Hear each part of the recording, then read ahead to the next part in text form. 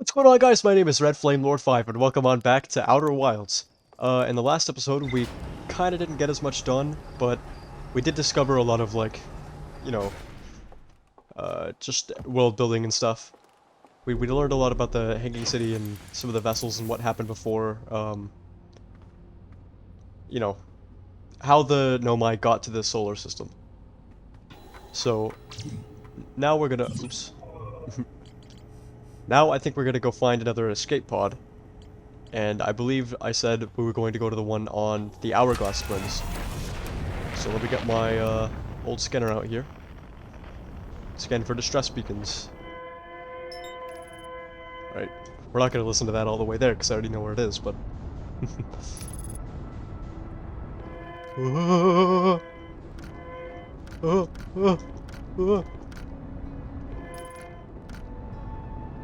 It's nightmare music. I'm gonna crash.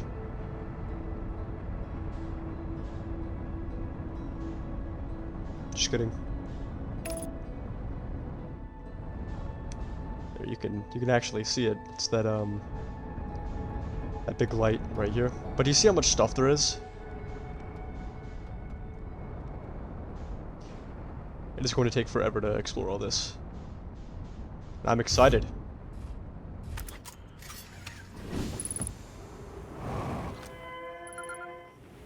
Escape pod 2. Yikes. Uh-oh. Okay, I'm not stuck.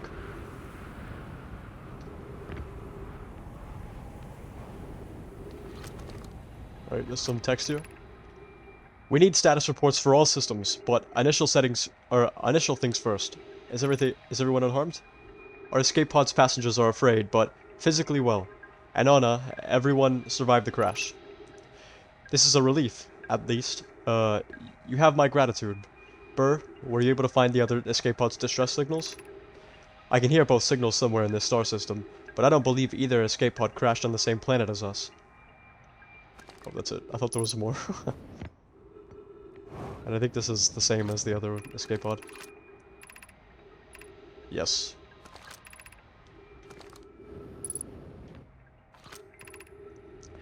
The heat from this star system's sun is more bearable below the surface. When our escape pod punctured this planet's surface, it broke into what scans show as a cave system with much cooler air. I would recommend we seek a site down there to build a long-term shelter. Long-term shelter, Anona, but these passages are a maze. Even with this danger, they are still our best chance for survival. We'll form teams and descend into the caves to look for a shelter site. We can mark our findings on the walls to avoid becoming irreversibly lost. Be cautious, everyone, and be aware of the sand as you search. It appears to be rising gradually. Neat. Emergency escape hatch. Keep moving, friends. There's nothing of interest at the end of this passage but rocks. All while these rocks are interesting, they can wait until a less urgent time. Alright, I gotta see the rocks. Damn. That was cool. Do not follow this tunnel to its end. Coleus and I will examine the horror that lies at its terminus later. Provided we live through this. I'm exploring here.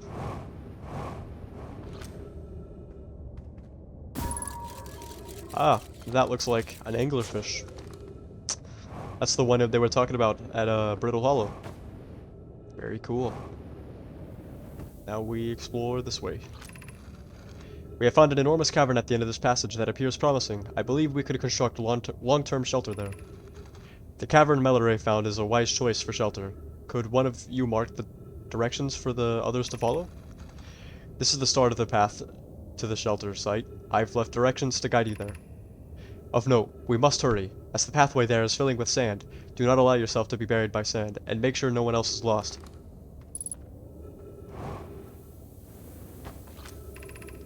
Of note, this passage leads to breathable air. Refill your supply tank there.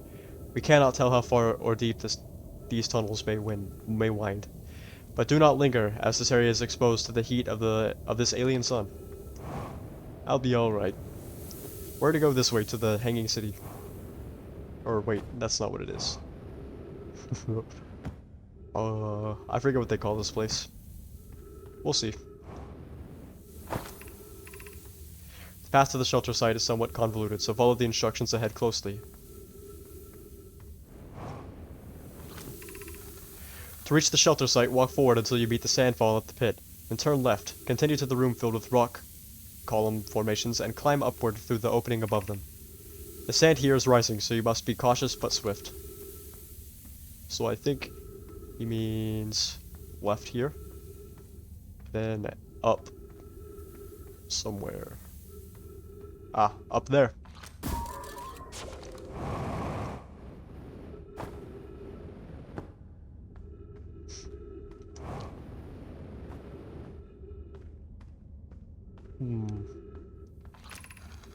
Be cautious crossing the chasm ahead.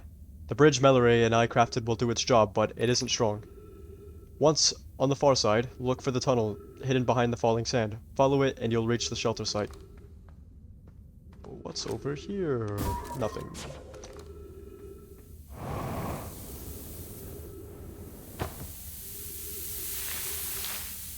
And we made it, I think. Oh, sorry. You're doing well. There's only a little further left to go, until you reach the shelter site. You could rest there. Hurry, before the sand comes.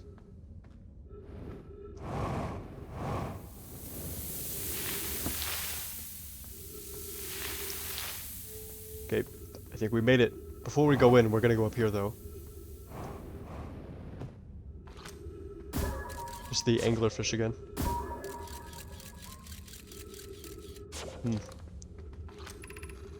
This is amazing! Look inside the cave. How did this come to rest here? We haven't encountered others in these caves. I think this is a rare find.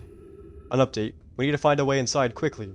Melloray, because when I returned here to search for an entrance to the cave, there were children playing on the specimen. From what we can see, Coleus and I believe the specimen must be very old indeed. Imagine what we might learn if we could examine it. We both agree it's unlikely this dry planet is this horror's place of origin, especially considering that what we observed during the vessel's evacuation. Clearly this hole is too small for it to have fit through. Hypothesis, there's another entrance to this cave. If there is, Coleus and I will find it. We can't leave valuable information undiscovered. Okay.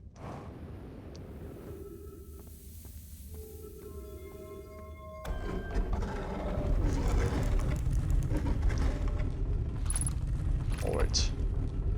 Anglerfish fossil overlook.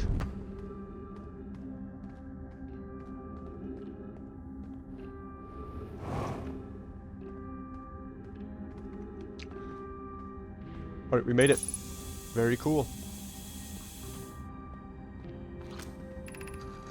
Should we build the sun station to power the Ash Twin project?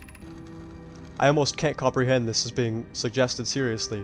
The purpose of the sun station goes against every standard we hold ourselves to, and everything we believe in as a species. If we fail, and the probability of this is not insignificant, we will without question destroy ourselves, all life here, and the rest of this star system. I wish to protect these species. The potential annihilation of an entire star system is too severe a cost. We shouldn't build the sun station, no matter how badly we want the knowledge that comes with it. Fear of failure is a poor reason not to try. I believe, if we're cautious, the sun station will work. I believe in Pi. Poke, I'm deeply honored. Idea, I comprehend your position. However, if we aren't at all but certain the sun station will not cause destruction once we've built it, then I won't support the sun station's use. Are there other ways to generate this level of power? I understand this proposal is unsettling, but the sun station must be built if we hope to complete the Ash Twin project. Theoretically, yes. Practically, no. I can't imagine discovering them in our lifetimes. Unsurprisingly, Idea, I disagree. We are pushing a possible new technology further than ever before. That, in my experience, is the defining characteristic of our species. Interesting, so they wanted to build a sun station that could destroy everything. Anglerfish Overlook District. Stepping Stone District. High Energy Lab Trailhead. Oops. Ice Shrine District. Alright, we're going to go to the Anglerfish Overlook first, just because it's the first little area. Let's see what we'll find there.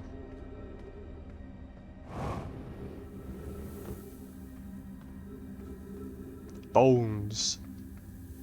Nothing but bones.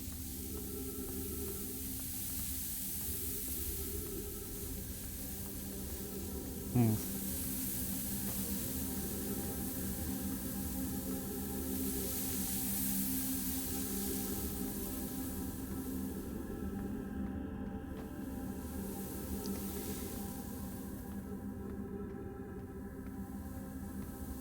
Alright. Oh, I bet we go up here. Then all these sand holes or sand holes.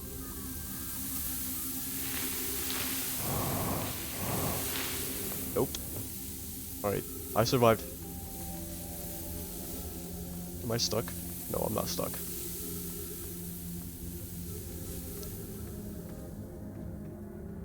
Gnarly.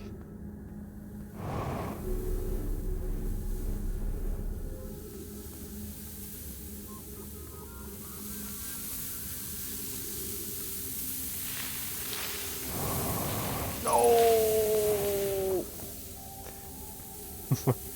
I thought I was dead. Actually, I don't think that'd kill me, but it would hurt. It would definitely hurt. Ah, here we are.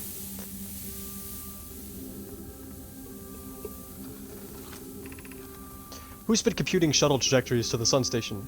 Don't worry. The station is in such a low stellar orbit, we've constructed a different, safer way to travel there from Ashtwin. That would be Pi. I told her we wouldn't be traveling there by shuttle, and that the sun station doesn't even have a landing pad, but she said she knew. It's a purely theoretical exercise on my part, Yarrow. Who doesn't love computing a good low stellar orbit shuttle trajectory? Pi, I look forward to working with you, but I'm also relieved. It will be easy to return to Ashtwin regularly.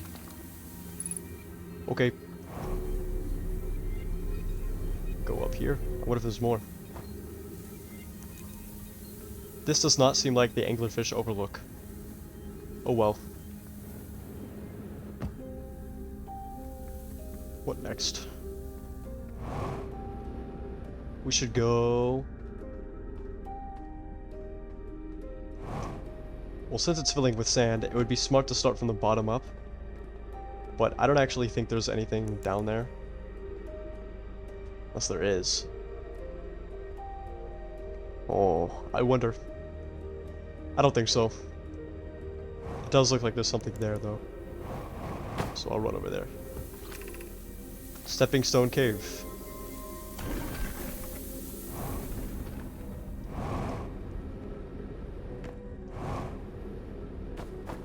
Shit.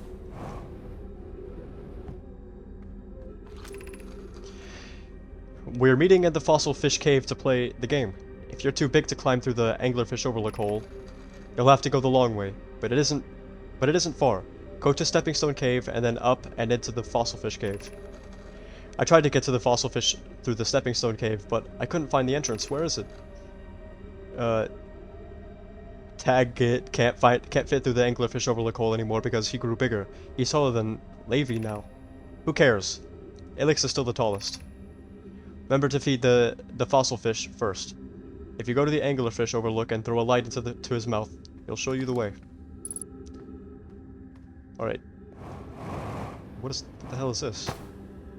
A door that doesn't open. That's neat. It's really cool. I gotta be quick.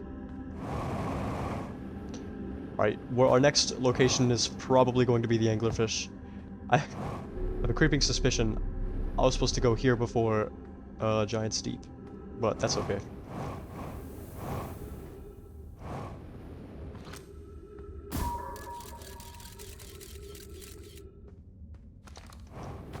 Alright, back to Stepping Stone Cave. Now we should be able to find our way up. It'll be awesome and cool and awesome.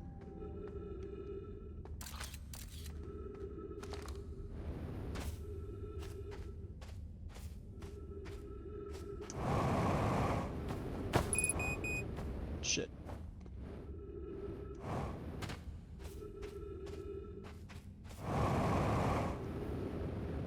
Okay, I made it. Yahoo! Whoever was it when we ended the last time is the anglerfish. Oops. Rule change. The anglerfish now has to wear a blindfold. And do not peek. The rest of us, the little fish, line up against one wall. When the anglerfish says go, the little fish sneak across to the other side. If the anglerfish catches you, you're eaten. Last little fish to be caught is the new anglerfish.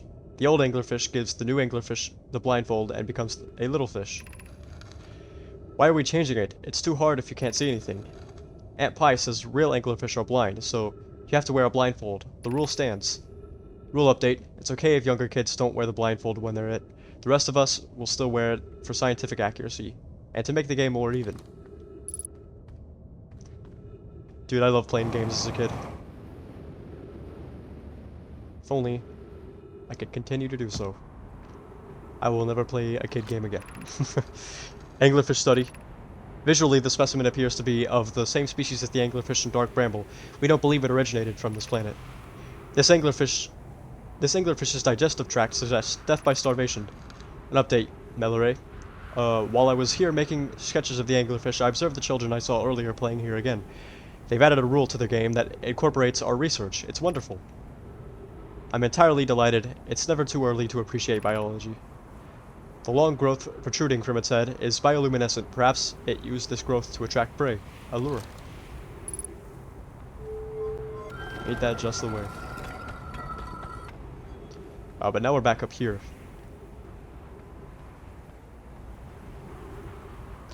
I'm gonna go back in and see if I can... Oh, but... Also, I'm about to die.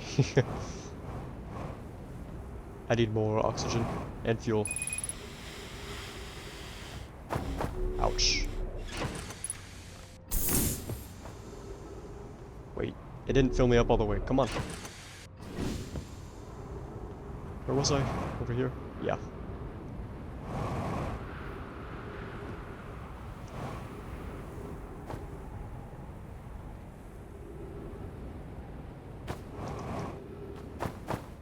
I really hope this cave isn't full. Oh, yeah. Yeah, no way. I could keep exploring. Oh, but I'm dead if I keep exploring. I gotta go back. Alright, that's enough, city... whatever they called it again. That's enough of this for now. We're gonna explore the surface a little just because I can't explore the cave anymore. It's full. Let's see what we find. Very exciting stuff. Yikes! Ouch. Let's go this way.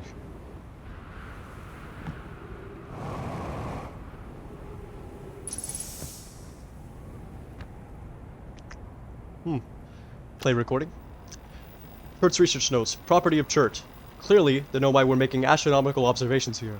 They chose an excellent spot. What is this big rotating device for? What is it the Nomai were observing? I'd posit there's something special about the orange symbol on that device.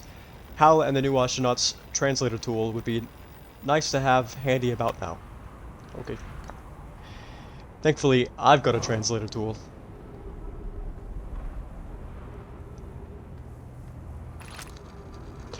This planet sometimes, and only sometimes, has a moon. This is also of note. It disappears if no one is watching it. Isn't that a fascinating orbital characteristic? This is my first time encountering a natural satellite with the ability to vanish when not being watched. We should study it, or even better, we should travel there. I agree. Our first step would be determining a method to track this phantom moon, so that we can always know where it is. Given its reluctance to move whilst consciously observed, it might be a form of macroscopic quantum mechanics. I found your note, Melore. Kindly count me among this moon's admirers. What is happening when it disappears? I doubt it ceases to exist. Does it move to another location? I believe so. Not only does this moon appear around Brittle Hollow, I can confirm it sometimes orbits Timber Hearth as well. Oops. Alright, another scroll. Woohoo! The quantum moon locator is functioning. We have markers for each of the places the moon goes. Anona, Burr, I just observed the quantum moon in orbit around Dark Bramble. I added a marker for Dark Bramble. I thought the locator now accounted for all of the Phantom Moon's locations. But sometimes the locator can't tell where the moon is. Perhaps there's a problem with the device? It's also possible there exists a sixth place in the star system to which the Phantom Moon travels. You have keen eyes, my friend. So this moon travels to a total of 5 locations, not 4. Oh. Oops, I read them in the wrong order. That's okay. So here we can see a cool thing. Yeah.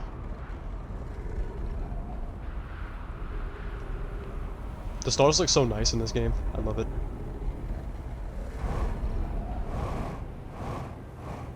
I'm such a nerd for this shit.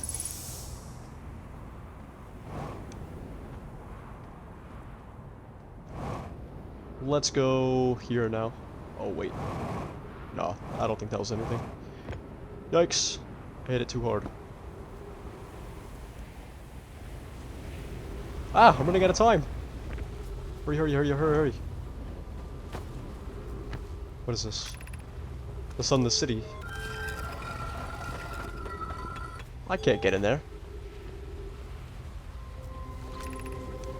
The shuttle is currently resting at the comet. Ah, so there's something on the comet. That'd be an interesting journey. Come on. Call the shuttle home. Alright.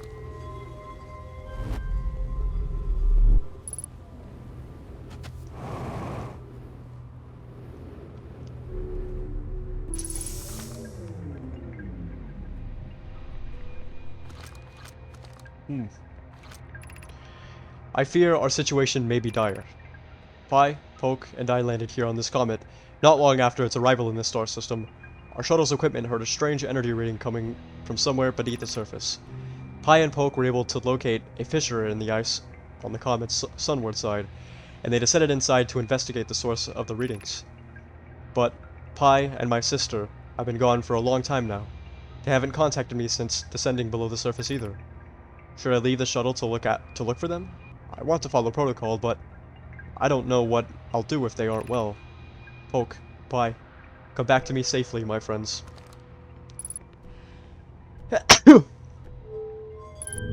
Oh shit!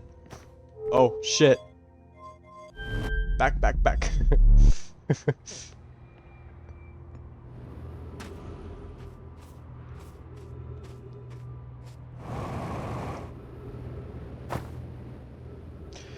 So maybe we should investigate the comet. Now, having played the game, I already sort of know what's on the comet. It is really cool. But I don't know how I'll divide it up, since I'm kind of doing it every cycle I end the video. I've been keeping a very good pace with that. But for that comet, it's probably going to be isolated to its own thing. Just because the way the comet is.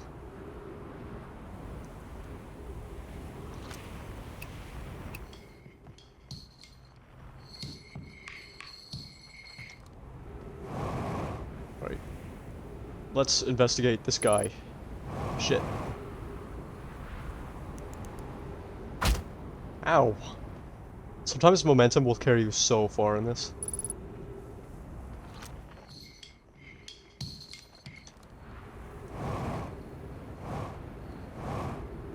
Oh wow. That place is almost stripped of sand. Maybe get some fuel. Let's talk to Chert. Hmm? Oh, it's you. I take it your first launch went well then. Welcome to the Hourglass Twins. Mind the sand now. Hornfels noticed our star charts are out of date, so I came out here to update them, but something seems, how to put this, off. I've seen, what, 10 supernovae by now? 12? They're in the double digits now, and that's, you know, not normal. Not normal at all. Was there something you needed? Where should I explore here? To be honest, I haven't left this lake bed. I don't mean to brag, but I'm really quite good with the little scout, so I've been taking pictures of everything from right here in my campsite. Have you seen the old shipwreck site on Ember Twins, Southern Hemisphere? The one shooting a bright beam of light into the sky. It's not one of our own crashes, surprisingly enough. This one's a Nomai ship.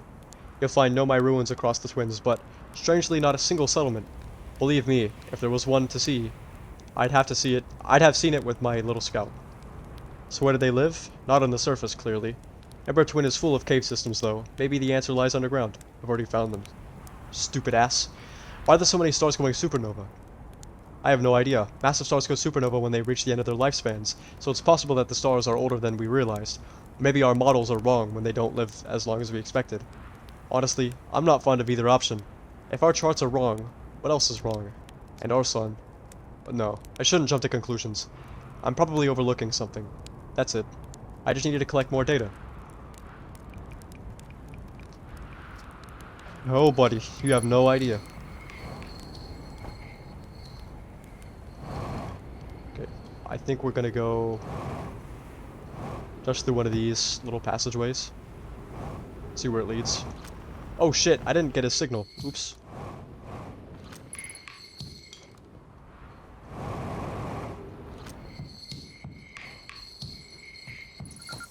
Alright, now I've got it.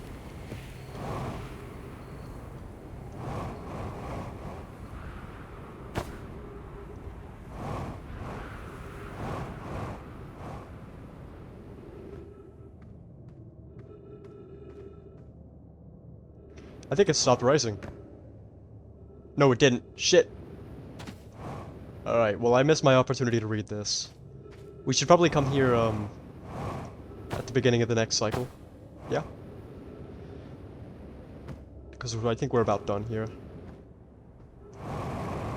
There was another passageway. I'll go check that out. But I might not be able to fit through here.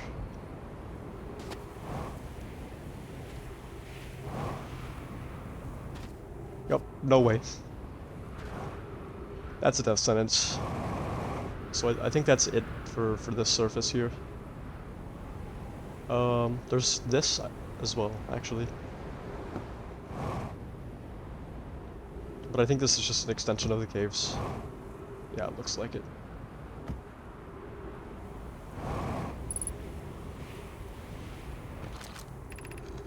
No, this door will need to remain closed for some time. Pi and I are running an experiment based on the extraordinary findings from the White Hole Station. An update. The high energy lab is now being used to design the Ash Twin project. If you're here to help, or even just to observe, be sure to use the Sunless City's path to the lab. Remy and I will be running this experiment until one of us, specifically me, can prove the other wrong. So although it's inconvenient, the lab currently can only be accessed by the path from the Sunless City. Inviting sand inside would disrupt our setup, and could have enormous consequences. We realize this is an intriguing prospect, but the door must remain closed nonetheless. Man. The Sunless City, 300 meters. Yeah. This is about everything I can explore for now, I think. I mean, I could always go up there, but I think that's better in its own video. What is this? Well, stairs going to sand. Cool. Cool.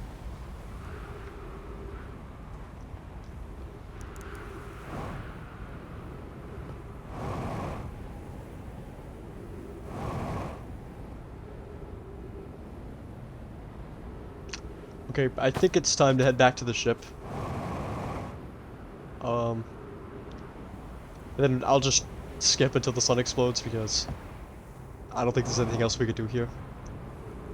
I'm sure we learned a lot. I don't know. Maybe. Maybe not.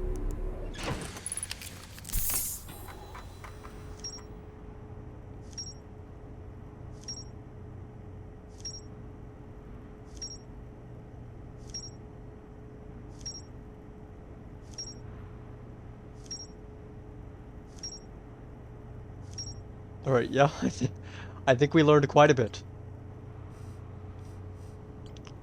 So next episode we'll go... I think we're gonna go to... not the sun station. Probably the high energy lab.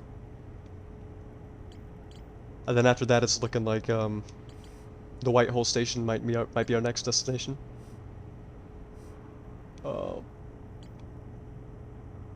Yeah. Yeah. So in the next episode, we'll go to the high energy lab and then White Hole Station, and then I think while we're there, I don't know. It depends how much time. I'll see. I'll try and make sure I'm not wasting an episode. It sounds like it's about to blow up. So let's get in position to watch it. Jeez. Wait, I might fly into the sun. Yikes. Uh-uh.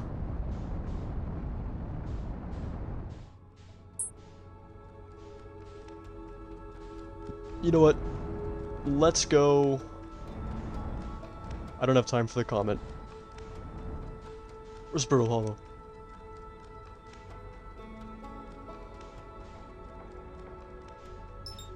No.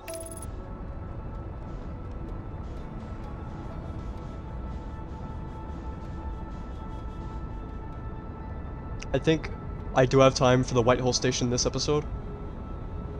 So I'm gonna go run and do that. If I get there and the sun starts blowing up, then whatever, the sun starts blowing up. Nothing I can do about it.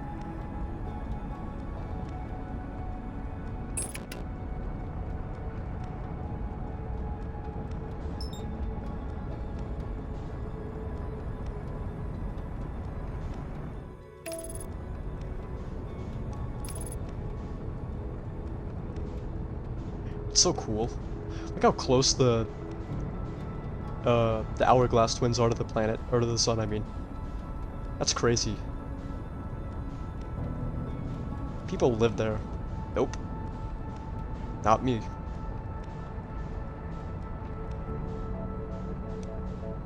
Come on now.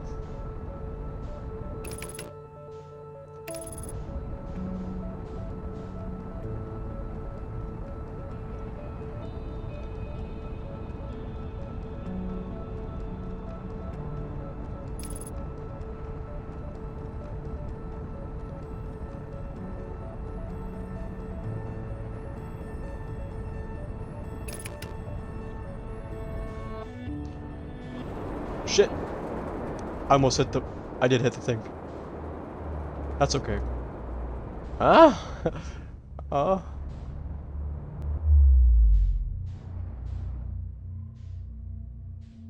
there it is. So White Hole Station will have to wait for next episode as well. Oh well, what can you do? Alright, if you like this video, leave a like. If you want to see more, subscribe, and I will see all of you in the next video. Bye bye.